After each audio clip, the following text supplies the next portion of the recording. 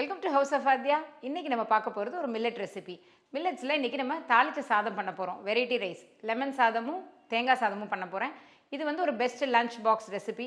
மில்லட்ஸோட பெனிஃபிட்ஸ்னு பார்த்தீங்கன்னா ஏகப்பட்ட பெனிஃபிட்ஸ் இருக்குது. Especially weight loss, calcium rich, proteins நிறையா இருக்குது. அது மட்டும் இல்லாமல் ஃபைபரும் ஜாஸ்தி இருக்கிறனால உங்களுக்கு ரொம்ப ஹெல்த் பெனிஃபிட்ஸோடு இருக்கிற இந்த மில்லட்டில் இன்றைக்கி இந்த 2 வெரைட்டி ரைஸ் செய்ய போகிறேன். குழந்தைகளுக்கும் நல்லது, பெரியவங்களும் இதை சாப்பிட்லாம், ஸ்கூலுக்கும் எடுத்துகிட்டு போகலாம், ஆஃபீஸ்க்கும் எடுத்துகிட்டு போகலாம். ஸோ வாங்க வீடியோக்குள்ளே போகலாம். இப்போ நம்ம இந்த லெமன் ரைஸு, தேங்காய் சாதம் இந்த ரெண்டுமே சைமல்டேனியஸாக நான் பண்ணி காமிக்கிறேன். ஃபஸ்ட்டு அதுக்கு நம்ம வரகு அரிசியை நம்ம முதல்ல ப்ரெஷர் குக் பண்ணிக்கலாம். இதுக்கு நான் 1 கப் வரகு அரிசி எடுத்துக்கிறேன். சாதாரணமாக மில்லட்ஸ்னாலே உங்களுக்கு நல்லா சுத்தம் பண்ணணும். ரொம்ப 2-3 தடவை நல்லா கழுவிக்கோங்க. கழுவி எடுத்துகிட்டு அப்புறம் நம்ம ப்ரெஷர் குக் பண்ணிக்கலாம். நல்லா அழுக்கு நிறைய வரும். ஸோ அதனால் ஒரு 2-3 டைம்ஸ் நல்லா வாஷ் பண்ணிட்டிங்கன்னா உங்களுக்கு ரைஸ் நல்லா கலராக வரும். இப்போ இது நல்லா ஒரு 2-3 தடவை நல்லா தண்ணி விட்டு அலசினதுக்கப்புறமா 1 கப்புக்கு வந்து 1.5 கப் தண்ணி. இது வந்து வெரைட்டி ரைஸுங்கிறனால 1.5 கப் தண்ணி ஊற்றினா சரியாக இருக்கும். 1.5 கப் தண்ணி ஊற்றிக்கோங்க. ஊற்றிட்டு கொஞ்சம் உதிரியாக வரணும் இல்லையா, அதனால் அதுக்கு கொஞ்சமாக ஆயில் விட்டுக்கலாம். ஒரு 1 டீஸ்பூன் அளவு ஆயில் விட்டுட்டு இதை நம்ம இப்போ ப்ரெஷர் குக் பண்ண போகிறோம். ப்ரெஷர் குக்கரில் ஹை ஃப்ளேமில் 2 விசில் வச்சா போதும். நல்லா ஹை ஃப்ளேம் வச்சுக்கோங்க. 2 விசில் வச்சிட்டோன்னா சாதம் ரெடி ஆகிடும்.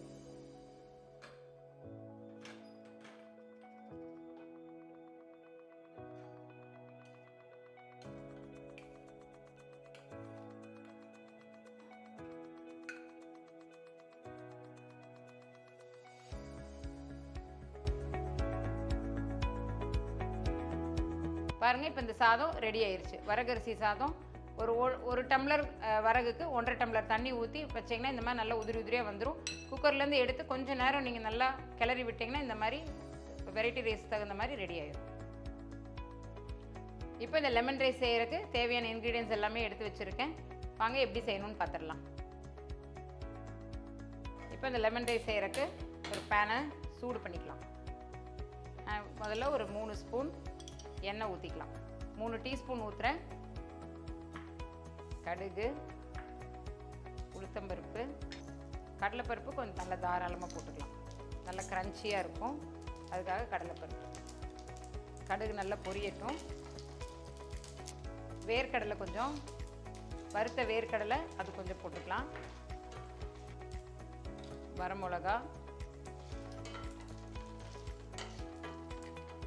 பச்சை மிளகா ஒரு நல்ல ஃப்ளேவர் இருக்கும். ஸோ வரமிளகா, பச்சை மிளகா ரெண்டுமே போட்டுக்கலாம். இஞ்சி, துருவின இஞ்சி ஒரு 1 டீஸ்பூன்.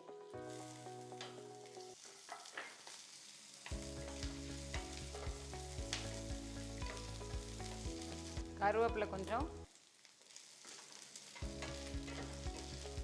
ஆயில் நான் கம்மியாக போட்டு செய்கிறேன். இன்னும் கொஞ்சம் ஆயில் வேணும்னு நினைக்கிறவங்க ஆயில் போட்டுக்கோங்க. முந்திரி வேணும்னு நினச்சாலும் முந்திரியும் நீங்கள் ஆட் பண்ணிக்கலாம். கொஞ்சமாக மஞ்சத்தூள். இதை வேக வச்சிருக்கிற சாதத்தில் பாதி எடுத்துக்கிறேன்.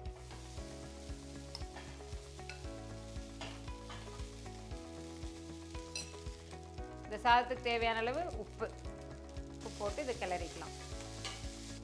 இப்போ 1/2 லெமன் உங்களுக்கு டேஸ்ட்டுக்கு தகுந்த மாதிரி நீங்கள் போட்டுக்கோங்க. இதுக்கு வந்து ஒரு 1/2 லெமன் இருந்தால் போதும். மேலால் புழிஞ்சு விடும்போது உங்களுக்கு அந்த கசப்பெல்லாம் வராது.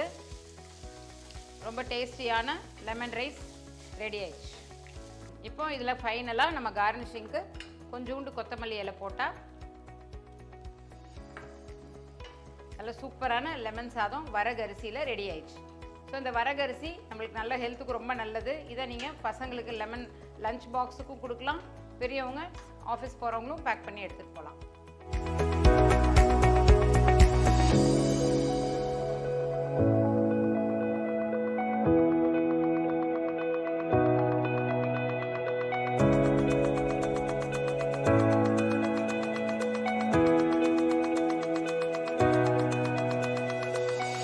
கோகனட் ரைஸ் செஞ்சிடலாம். ஃபஸ்ட்டு ஒரு கடாயை சூடு பண்ணிக்கலாம். சூடானதுக்கப்புறமா ஆயில் விட்டுட்டு இன்க்ரீடியன்ஸ் எல்லாம் போட்டு செய்யலாம். ஸோ தேங்காய் சாதத்துக்கு தேவையான இன்க்ரீடியன்ஸ்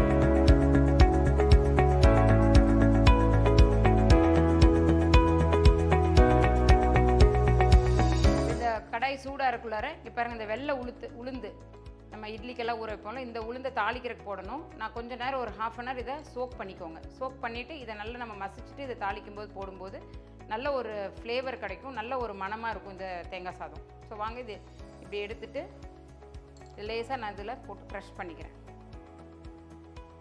நல்லா ஒரு 1/2 அன் ஹவர் ஊறினதுக்கப்புறம் 1-2 நீங்கள் தட்டினீங்கன்னா போதும். ஒரு 1 டீஸ்பூன் அளவு எடுத்துக்கோங்க.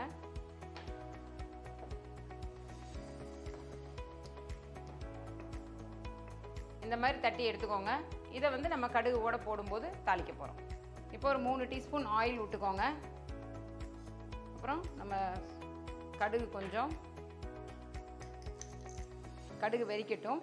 கடுகு பொரிஞ்சதுக்கப்புறமா நம்ம ஊற வச்சு மசிச்சு வச்சுருந்த உளுத்தம்பருப்பு, இது வந்து ஒரு நல்ல ஒரு அரோமா கிடைக்கும், அதுக்காக இந்த உளுத்தம்பருப்பு கொஞ்சம் போட்டுக்கலாம். இதை மசிச்சு வச்ச உளுத்தம்பருப்பு கொஞ்சம்,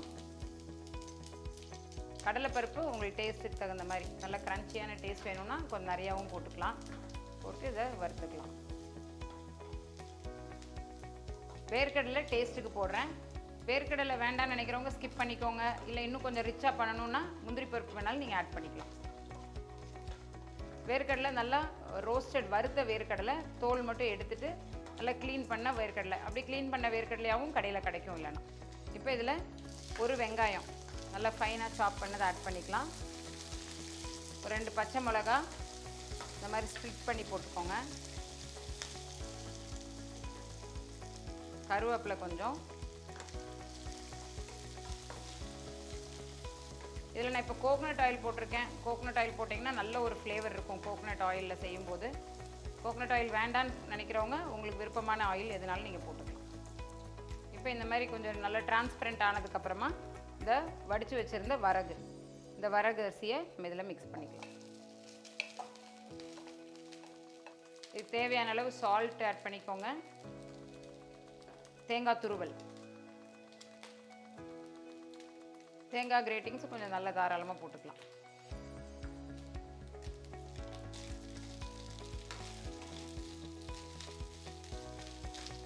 டேஸ்டியாக இருக்கும். நல்ல ஒரு பர்ஃபெக்ட் லஞ்சு, இல்லைன்னா ஈவினிங் டைம் ஸ்கூல்லேருந்து வர்ற குழந்தைகளுக்கு கூட நீங்கள் இந்த மாதிரி ரைஸ் செஞ்சு கொடுக்கலாம். இதில் ஃபைனலாக கொத்தமல்லி கொஞ்சம் கார்னிஷிங்க்கு பண்ணிக்கிறேன். நல்ல இந்த கோகனட் ஆயிலோட ஸ்மெல் இருக்கணும் அப்படின்னு நினச்சிங்கன்னா ஃபைனலாக கொஞ்சமாக ஒரு 1/2 டீஸ்பூன் அளவு நான் கோகனட் ஆயில் இது மேலே விடுறேன். கோகனட் ஆயில் நிறைய யூஸ் பண்ண வேண்டாம்னு நினைக்கிறவங்க தாளிக்கும் போது நார்மல் ஆயில் விட்டுக்கோங்க. மேலே கடைசியாக ஊற்றுறதுக்கு இந்த தேங்காய் எண்ணெயை மேலே ஊற்றிக்கோங்க. ஸோ வரகு அரிசியில் கோகனட் ரைஸ் ரெடி ஆயிடுச்சு.